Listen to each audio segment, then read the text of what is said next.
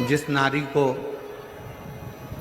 30 साल हो गए हों, बच्चे नहीं हों, 35 साल हो गए हों, संतान नहीं हो, 25 साल हो गए, 20 साल हो गए, संतान का सुख ना हो, और डॉक्टर ने कह दिया कि कोई बहुत बड़ी बीमारी किसी व्यक्ति को है, रोग बड़ा, बीमारी बड़ी है, और उस बीमारी का कोई हल, उस रोग का कोई हल नहीं दिख रहा, कोई हल नजर ना आ,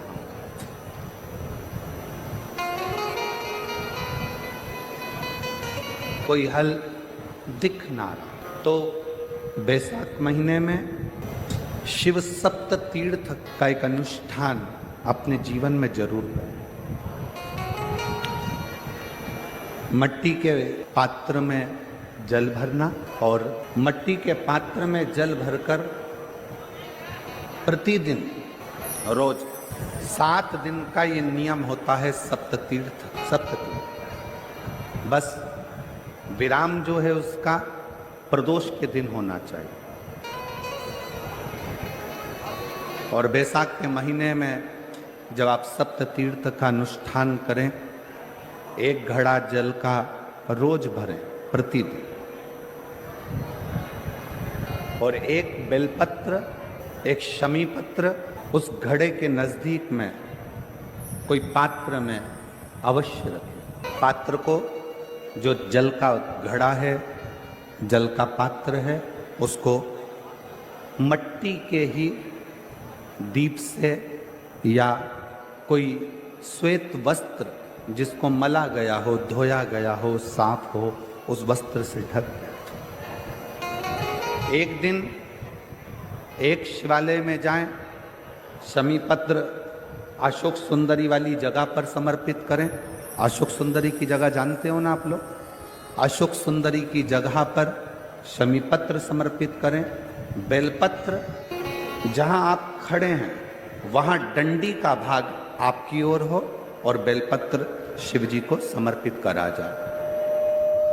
फिर जो मट्टी के पात्र में जल है वो भगवान शंकर को अपनी कामना कर कर शिव जी को समर्पित करो। संतान के लिए कर रहे हो तो वहीं से जल को एक कटोरी में, एक पात्र में झेल लीजिए। उस जल का आधा भाग नंदी के पास बैठकर आप ग्रहण कर लो, आधा भाग अपने पति को देना प्रारंभ कर दो।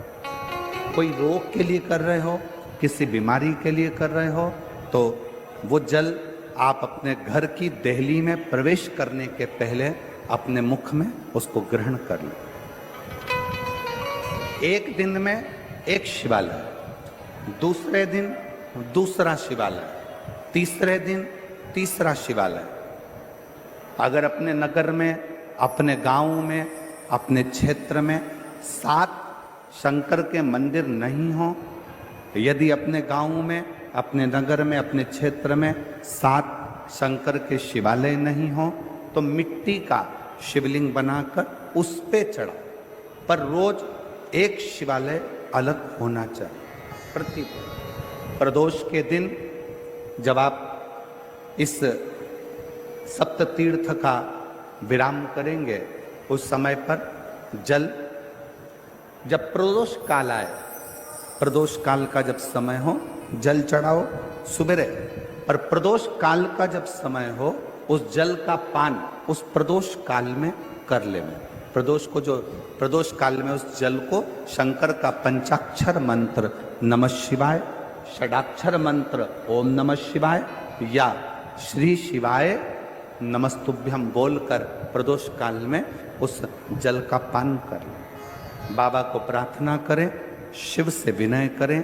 ये नियम केवल बैसाख के महीने में होता है, इसको बाकी के महीने में नहीं किया जाता है। इसको बाकी के महीने में नहीं करते, केवल बैसाख।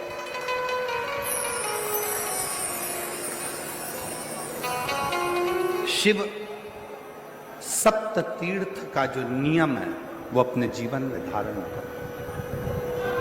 और हम तो कहेंगे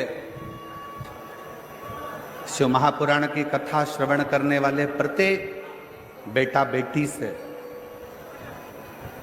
शिव महापुराण की कथा सुनने वाले प्रत्येक शिव भक्त से हम तो कहेंगे कि शरीर में कोई रोग नहीं भी है, संतान की प्राप्ति नहीं भी चाहिए, उच्च शिक्षा के लिए आप कर रहे हैं, अपने जीवन की खुशहाली के लिए कर रहे हैं, तो शिव का सप्त तीर्थ अनुष्ठान अवश्य करें, अवश्य करें और अपने जीवन को सार्थक करें।